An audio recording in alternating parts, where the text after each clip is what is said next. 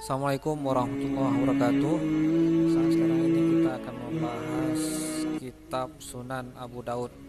Dia termasuk dalam kutubus sittah atau kitab-kitab hadis yang muktamad dan menjadi rujukan untuk menggali dan mengkaji hadis Rasulullah. Kitab yang ditulis Sulaiman bin Al-As'ab yang populer dengan nama Abu Daud ini terdiri dari 4.800 hadis. Sebagian besar menghimpun hadis-hadis hukum dan menjadi referensi di zamannya. Kita saat sekarang ini akan menggali bagaimana ketokohan Abu Daud sebagai penulis kitab Sunan dan bagaimana gambaran umum kitab Sunan yang Abu Daud tulis. Yang pertama adalah kita membahas dulu biografi Imam Abu Daud secara ringkas. Yang pertama, nama lengkapnya adalah Sulaiman bin Al-As bin Ishaq bin Bashir bin Shidad bin Amir bin Imran Al-Azdi Abu Daud Al-Sijistani. Sedangkan Abu Daud itu adalah kunyahnya. Lakabnya adalah Al-Sijistani atau Al-Azdi, berasal dari kabilah Al-Azad yang merupakan salah satu kabilah besar di kota Yaman. Ia dilahirkan di kota Sijistan pada tahun 202 Hijriah. Muridnya itu bernama Ubaid al-Ajuri mengungkapkan, "Aku telah mendengar Sulaiman bin Al-As'ab berkata, aku dilahirkan pada tahun 202 Hijriah." Keluarga dan lingkungan Abu Daud. Abu Daud tumbuh dan berkembang di tengah keluarga pecinta ilmu. Ayahnya adalah seorang perawi, begitu juga dengan kakaknya. Keadaan ini menjadi salah satu faktor pendukung Abu Daud hingga menjadi seorang tokoh besar. Ia mempunyai seorang anak yang bernama Abdullah dengan kunyahnya Abu Bakar yang juga seorang perawi sekaligus muridnya. Kemudian perjalanan keilmuan Abu Daud. Abu Daud sudah memulai rihlah ilmiahnya itu di saat usia di bawah 20 tahun. Dia memulai rihlahnya dari Khurasan menuju negara-negara Arab yang dimulai dari Baghdad. Pada tahun yang sama ia menuju ke Basrah, lalu ke daerah lain, kemudian pulang ke negaranya sebelum memutuskan untuk menetap di Basrah. Ia tak hanya ke Baghdad satu kali, melainkan sering, dan dikatakan juga bahwasanya ia menyusun kitab sunannya di Baghdad dan membacakannya kepada gurunya yakni Imam Ahmad bin Hanbal. Negeri-negeri yang dikunjungi oleh Abu Daud yang lain adalah Khurasan, Bahrain, Hirah, Kufah, Basrah, Baghdad, Tursus, Damaskus, Mesir, Hab, Himis, dan lain-lain. Kemudian guru dan muridnya Abu Daud. Dalam buku Syiar A'lamud Duwala, Az-Zahabi mencantumkan guru-guru Abu Daud sebagai berikut. Yang pertama, di Makkah ada Al-Qa'nabi, Sulaiman bin Hab, Muslim bin Ibrahim, Abdullah bin Raja, Abi Al-Walid Al-Tayalisi, Musa bin Ismail. Di Kufah itu ada Al-Hasan bin Arabi Al-Burani, Ahmad bin Yusuf Al-Yarbu'i. Di Halab ada Abi Taubah Al-Arabi. Di Huran ada Al-Ja'far bin Al-Nufaili, Ahmad bin Abi Su'aib, dan Udah. Kemudian di Baghdad itu yang terkenal adalah Ahmad bin Hanbal. Di Mesir juga ada Ahmad bin Salih dan Khalkin.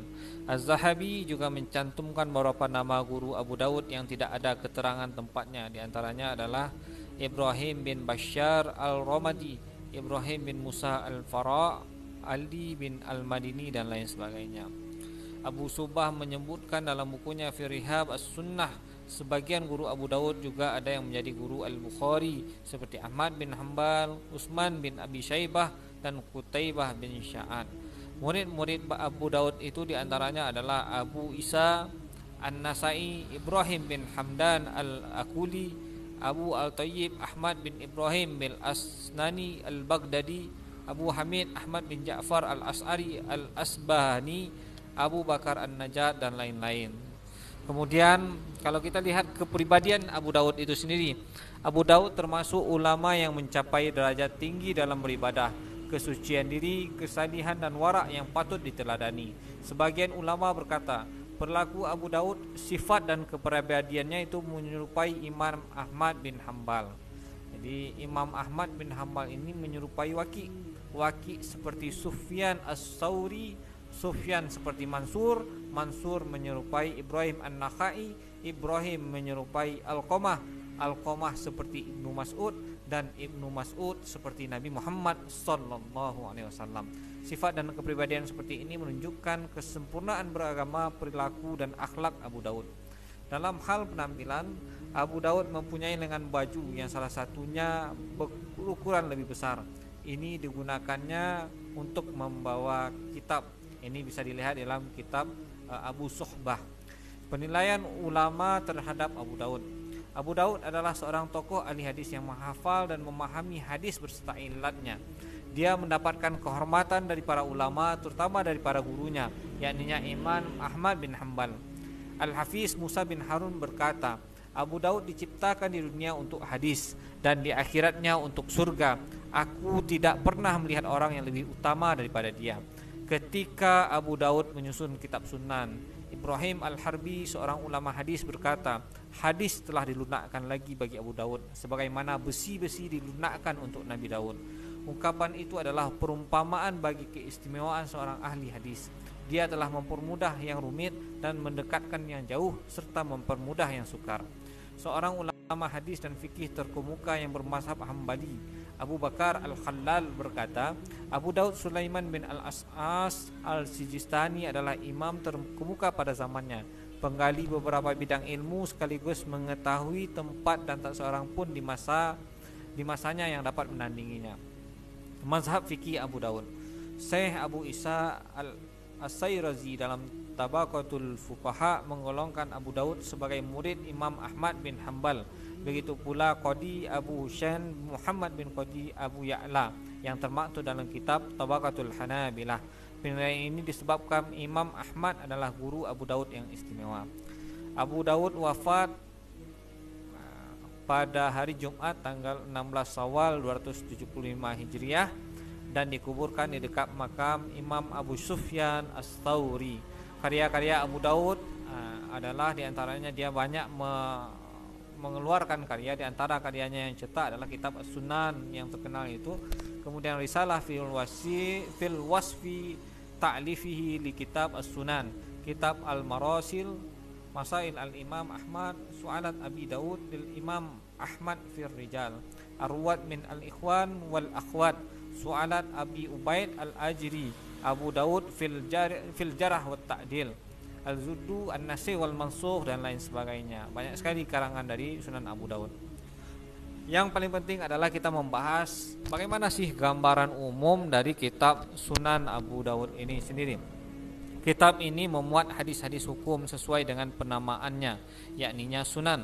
Sunan merupakan bentuk jamak dari sunnah yang menurut jumhur sama dengan hadis. Namun yang dimaksud dengan sunan di sini adalah kitab yang sistematika penulisannya berdasarkan klasifikasi dan bab-bab fikih yang dimulai dari kitab At-Taharah, kitab salat, zakat, dan seterusnya. Penamaan kitab ini dengan sunan diungkapkan sendiri oleh Abu Daud dalam surat yang ia kirim kepada penduduk Mekah. Saya tidak menyusun dalam kitab sunan ini kecuali hadis-hadis hukum, dan saya tidak menulis kitab zuhud, kitab fadail a'mal, dan lain sebagainya.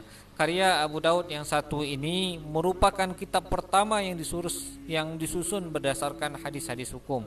Dalam hal ini Al-Khattabi mengungkapkan Abu Daud telah mengumpulkan dalam karyanya ini hadis usul al-ilmu, ummahat as-sunan, dan hukum fikih yang belum ada sebelumnya seperti ini. Abu Daud memperlihatkan kitabnya ini kepada gurunya Imam Ahmad bin Hanbal dan beliau menilai baik kitab ini. Mengenai waktu penulisan tidak dapat diketahui secara pasti kapan dan tahun berapa. Namun bisa disimpulkan bahwa ia menulis buku ini ketika beliau belum mencapai umur 40 tahun, karena ia sempat memperlihatkan kitab-kitabnya tersebut kepada Imam Ahmad yang wafat pada tahun 241 Hijriah. Kira-kira pada waktu itu umurnya 39 tahun. Jadi sebelum berumur 39 tahun, Abu Daud telah berhasil menyelesaikan kitab ini. Kitab Sunan Abu Daud ini memuat 4.800 hadis yang ia seleksi dari 500.000 hadis. Hal ini diketahui dari pernyataan muridnya Ibnu Dassah, seperti yang dikutip Said bin Sa'ad dan Al-Nuristani berikut ini. Ini menunjukkan besarnya perjuangan Abu Daud dalam menyusun kitab ini, karena sangat besar sekali jumlah hadis yang ditinggalkannya. Ini bisa dilihat juga dalam kitab Abu Su'bah.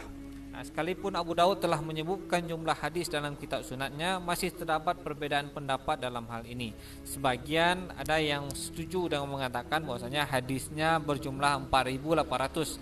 Ada juga yang mengatakan 5.274. Perbedaan hasil perhitungan ulama ini disebabkan perbedaan cara perhitungan. Sebagian ulama ada yang menganggap hadis yang berulang-ulang sebagai hadis, sedangkan yang lain memasukkan pengulangan itu dalam pengulangannya. Akan tetapi dari pernyataan Abu Daud ini di atas sudah jelas bahwa hadis dalam kitab sunannya itu berjumlah 4.800 hadis. Kemudian kitab Sunan Abu Daud ini diriwayatkan oleh banyak orang, namun yang terkenal itu ada 5, yaitu Abu Ali bin Ahmad, Abu Bakar Muhammad bin Abi Bakar, Abu Ishaq bin Musa bin Said, Abu Said Ahmad bin Muhammad bin Ziyad, Abu Hasan Al-Ali Al-Hasan bin Al-Aban. Berapa kitab sarah kemudian yang ditulis untuk menerangkan dan menjelaskan kitab Sunan Abu Daud, yakni Ma'alimu As-Sunan yang ditulis oleh Sulaiman Ahmad bin Ibrahim Al-Khattabi. Kemudian yang terkenal juga adalah Aunul Ma'bud, Sarah Sunan Abu Daud yang ditulis oleh Syekh Muhammad Ashraf bin Haidar As-Siddiqi Al-Azim Al-Badi. Al-Manhal Al-Asbub Al-Mawrud Syarhu Sunan Abu Daud yang ditulis oleh Syekh Muhammad bin Khattab Al-Sabaki. Adapun kitab Mukhtasar Sunan Abu Daud juga banyak, di antaranya ditulis oleh Hafidz Abad Al-Azim bin Abdul Qawi Al-Munziri tahun 656 Hijriah. Kemudian kalau kita lihat lagi ke dalam, bagaimana metode dan sistematika penulisan kitab Sunan Abu Daud ini. Di dalam Sunan Abu Daud tidak hanya memfokuskan hadis-hadis sahih saja sebagaimana yang dilakukan oleh Imam Bukhari. Ia juga menyertakan hadis hasan. Tingkatan hadis yang terdapat di dalam sunannya itu dapat diketahui dari ungkapannya sebagai berikut. Beliau juga menyantumkan hadis dhaif dengan kriteria bukan termasuk yang disepakati para ulama untuk meninggalkannya. Kalaupun memang tercakup hadis yang sangat dhaif, beliau menyertai keterangan untuk hal tersebut seperti diungkapkan dalam risalahnya. Selain itu, Abu Dawud terkadang tidak menjelaskan kualitas hadis yang ia cantumkan dalam kitab sunannya, yang ia istilahkan dengan shalih. Hal itu diketahui dari ungkapannya sebagai berikut. Dalam Sunan Abu Dawud membagi hadis-hadis tersebut ke dalam beberapa bab. Adapun perinciannya, penulis menemukan perbedaan di beberapa cetakan. Ada yang menjadikannya itu 35 kitab, ada yang menjadikannya itu 36. Begitu juga dengan jumlah masing-masing bab dalam setiap kitab yang juga bervariasi. Maka perbedaan ini terjadi disebabkan karena jalur periwayatan buku ini tidak satu. Maka bisa kita lihat ini sistematika dari kitab Sunan Abu Daud itu sendiri. Nah, ada kitab Toharah, kitab Shalah, kitab Zakat dan seterusnya. Nah, ini bisa dilihat. Kemudian penilaian ulama, ketika Sunan Abu Daud ini mendapatkan penghargaan yang tinggi dari kalangan ulama yang pertama kali memuji kitab ini yaitu Imam Ahmad bin Hanbal. Dilihat dari penerimaannya terhadap kitab ini. Nah, kemudian kita lihat lagi bahwasanya ulama juga menjelaskan, seperti Al-Hafiz Abu Sulaiman Al-Khattabi mengatakan, ketahuilah kitab Sunan Abi Daud merupakan kitab yang mulia yang kualitasnya belum ada yang menyamainya. Semua orang menerimanya dengan baik. Oleh karena itu ia menjadi hakim antara para ulama dan fuqaha yang berlainan mazhab. Semuanya datang meregu darinya. Kitab ini menjadi pegangan ulama Irak, Mesir, Maroko dan lain sebagainya. Nah, ini bisa dilihat di dalam kitab Aunul Ma'bud, Sarah Sunan Abu Daud. Kemudian Ibnu Arabi, salah seorang periwayat kitab Sunan Abu Daud, menyatakan, seandainya ada orang yang tidak memiliki ilmu sedikit pun selain mushaf atau kitabullah dan Sunan Abu Daud, maka ia tidak memerlukan yang lain lagi. Nah, ini bisa kita lihat juga dalam kitab Abu Suhbah. Kemudian Ibnu Qayyim Al-Jauziyah mengatakan, kitab Sunan Abu Daud memiliki kedudukan yang tinggi dalam dunia Islam, sehingga menjadi hakim di antara umat Islam dan menjadi penengah ketika terjadi konflik dan perselisihan. Nah, ini juga terdapat dalam kitab Abu Suhbah. Di samping ulama yang memberikan penilaian baik atas kelebihan kitab Sunan Abu Daud, ada juga ulama hadis yang mengkritik kelemahan yang terdapat dalam kitab Sunan Abu Daud. Di antara ulama yang mengkritik itu adalah Ibnu Hajar Al-Asqalani, Imam An-Nawawi, dan Ibnu Taimiyah. Kritik tersebut meliputi yang pertama, tidak adanya penjelasan terhadap kualitas suatu hadis dan kualitas sanad, yaitu sumber silsilah dalam hadisnya, sementara yang lain disertai dengan penjelasan. Kemudian yang kedua, adanya kemiripan Abu Daud dengan Imam Hambali dalam hal mentoleransi hadis yang oleh sebagian kalangan dinilai dhaif. Kritik ini juga tersebutkan oleh Ibnu Al-Jauzi, seorang tokoh ahli hadis yang bermazhab Hambali yang telah melakukan penelitian terhadap kitab Sunan Abu Daud, dan beliau menemukan hadis yang maudhu' sebanyak 9 hadis. Namun kritikannya telah dibahas kembali oleh Jalaluddin As-Suyuti dalam kitabnya Al-La'yi Al-Masnu'ah fi Ahadis Al-Maudhu'ah, dan Ali bin Muhammad Iraq Al-Kumani dalam kitabnya Tanjih As-Sari'ah Al-Maudhu'ah. Maka itulah yang kita bahas tentang bagaimana kitab biografi dan kitab Sunan Abu Daud ini. Mudah-mudahan bermanfaat bagi kita. Assalamualaikum warahmatullahi wabarakatuh.